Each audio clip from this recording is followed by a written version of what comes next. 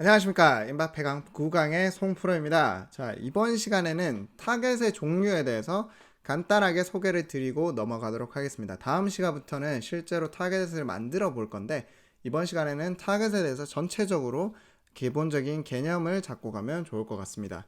자, 타겟의 종류 첫 번째는 상세 타겟팅이라는 것입니다. 자, 상세 타겟팅은 제가 앞선 시간에 광고 설정하면서 인터페이스를 알려드릴 때 한번 겪어봤습니다. 인구 통계학적 특성, 관심사, 행동 이런 특성들을 제가 상세 타겟팅 안에다가 검색을 해서 그 검색에서 나오는 사용할 수 있는 타겟팅 조건이라면은 저희가 광고 설정에서 타겟을 설정할 수 있었던 거 기억하시죠?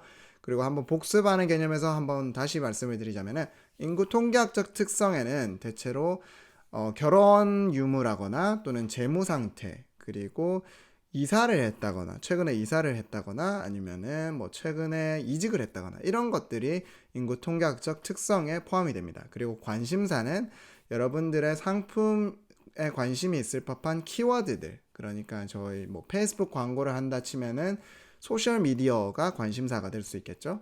그리고 뭐 쇼핑몰을 하시는데 여성 의류를 판매하고 있다. 그렇다면 관심사 중에서 뭐 의류라거나 아니면 쇼핑 이런 것들이 관심사 타겟할 수 있는 관심사 중에 하나가 될 수 있겠죠.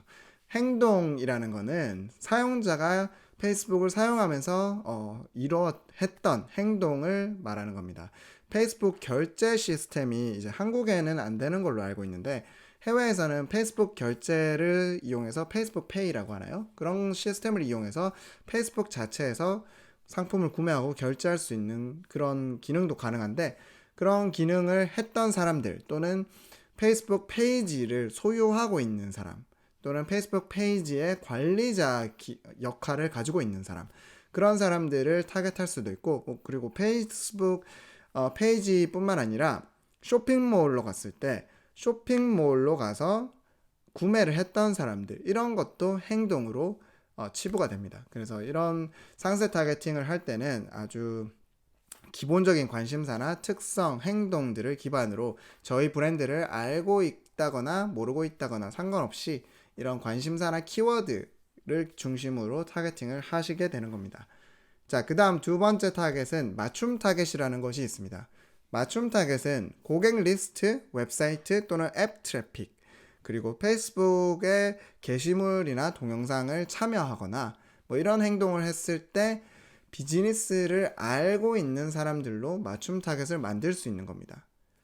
자, 그래서 저희가 일반적으로 앞서 보여드렸던 이런 상세 타겟팅은 저희 비즈니스를 알던 모르던 상관없이 타겟을 하는 건데, 맞춤 타겟은 그래도 제가 웹사이트를 방문했던 사람들 또는 제 페이스북 페이지, 제 쇼핑몰의 페이스북 페이지에 게시물을 좋아요를 눌렀던 사람들, 또는 뭐 웹사이트를 방문해서 쇼핑을 했던 사람들, 그리고 고객 리스트, 제가 가지고 있는 고객 리스트를 페이스북에 업로드해서 맞춤 타겟으로 만들 수 있습니다.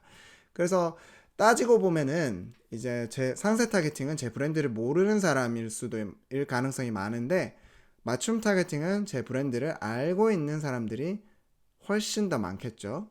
그래서 맞춤 타겟을 통해서 전환율이 일어날 확률이 더 높습니다, 일반적으로는.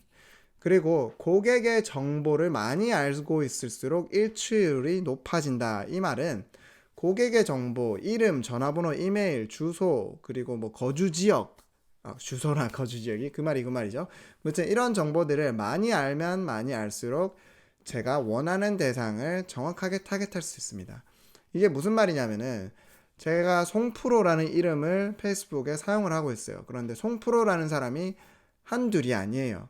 그러면은 그 중에서 내 웹사이트를 방문했던 그리고 고객이 되었던 송프로는 누구냐를 정확하게 찾으려면은 송프로의 전화번호나 이메일 주소가 있으면은 더 쉽게 찾을 수 있다는 거죠. 그렇지 않으면은 고객 리스트에 가지고 있다고 하더라도 페이스북이 타겟팅을 하는데 어려움을 겪을 수 있습니다. 그리고 혹시나 제가 가지고 있는 이메일 주소, 제 고객 리스트에 있는 이메일 주소와 페이스북에 저장되어 있는 이메일 주소가 다르다. 그런 경우에도 일치율이 좀 낮아지기 때문에 제대로 맞춤 타겟을 하기가 어려울 수도 있습니다.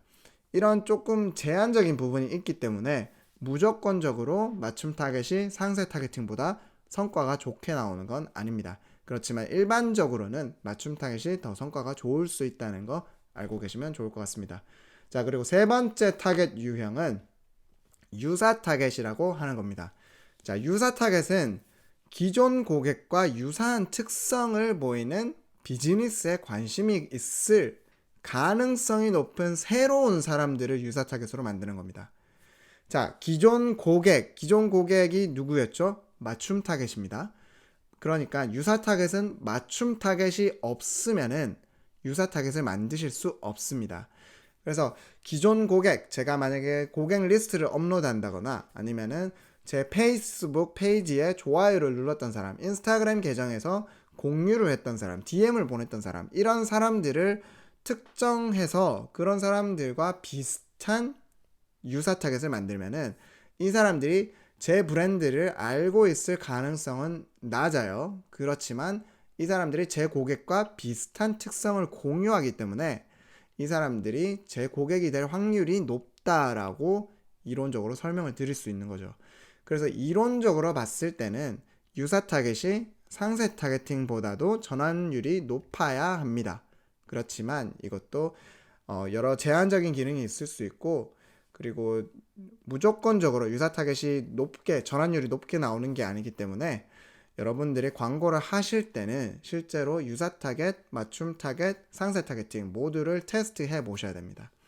그리고 유사 타겟을 만드는 데는 최대 24시간이 소요될 수 있습니다. 그래서 유사 타겟을 만들고 나서 바로 광고를 집행하면은 최대 24시간 정도는 광고 성과가 안 좋을 수도 있다는 말이죠.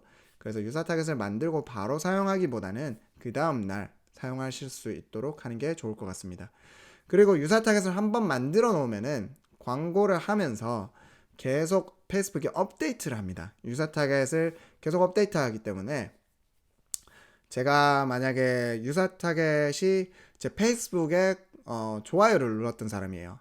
그러면은 그 좋아요를 눌렀던 사람이 한 명이었는데 제가 맞춤 타겟을 처음 업로드할 때는, 근데 뭐 2명, 3명 이렇게 계속 제 좋아요를 누르는 사람이 늘어나는 과정이 있을 거 아니에요. 그러면은 그 늘어나는 거에 따라서 그 늘어난 숫자대로 그 늘어난 사람들의 최대 관심사, 최대 공통 관심사는 무엇인지를 파악해서 계속 업데이트를 하고 유사 타겟을 계속 업데이트해서 성과를 유지할 수 있도록 페이스북이 최선을 다하는 거죠. 자, 그리고 그 다음 타겟 유형은 저장된 타겟이라는 것이 있습니다. 자, 지난 시간에 제가 광고를 만들 때 저장된 타겟을 살짝 보여드렸었습니다. 미리 이렇게 관심사, 지역, 연령, 성별 이런 것들을 다 설정하고 저장을 하는 겁니다. 그래서 광고 세트를 여러 개 만들 때 또는 새로운 광고 세트를 만들 때 지난번에 내가 이 광고 세트에서 저장된 타겟 설정이 굉장히 성과가 좋았다. 그런 거를 한 번에 빠르게 불러와서 쉽게 사용할 수 있도록 해주는 타겟입니다. 자, 그리고 마지막 타겟 유형은 특별 광고 타겟이라는 건데요. 특별 광고는 지난 시간에 아주 짧게 말씀을 드렸던 것 같은데, 이제 신용이라거나 주택, 그리고 어떤 게 있었죠? 뭐 신용, 주택 이런 쪽으로 광고를 하는 거를 페이스북은 특별 광고 카테고리로 묶어서 광고를 합니다. 이런 특별 광고 카테고리의 특징 중에 하나는 성별이나 나이를 저희가 임의로 수정할 수가 없습니다. 성별은 무조건 남녀 모두 타겟을 하고, 나이는 무조건 18세에서 65세 이상을 무조건 타겟을 해야 됩니다. 유사 타겟도 마찬가지예요. 유사 타겟을 할 때도 일반적으로 제가 유사 타겟을 사용하면은 제 유사 타겟은 맞춤 타겟의 기반으로 만들어집니다. 그런데 제 맞춤 타겟이 만약에 20대로만 이루어져 있다. 그러면은 일반적인 유사 타겟은 20대를 찾아서 광고를 할 거예요. 그렇지만 특별 광고 타겟은 제 맞춤 타겟이 20대로만 이루어져 있다고 하더라도 무조건 18세에서 65세를 임의로 타겟을 합니다. 그리고 여기에 사용될 수 있는 맞춤 타겟조차도 여러분들이 최대한 공평한 정보를 가지고 있어야 됩니다.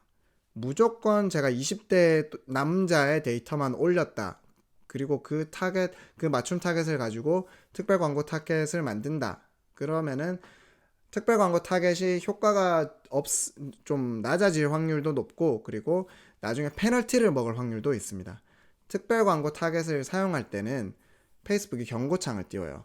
여러분의 맞춤 타겟이 어떤 특별 인종이나 특별 나이대, 성별을 차이 또는 차별을 두지 않는 맞춤 타겟이어야 한다라고 경고창을 띄웁니다.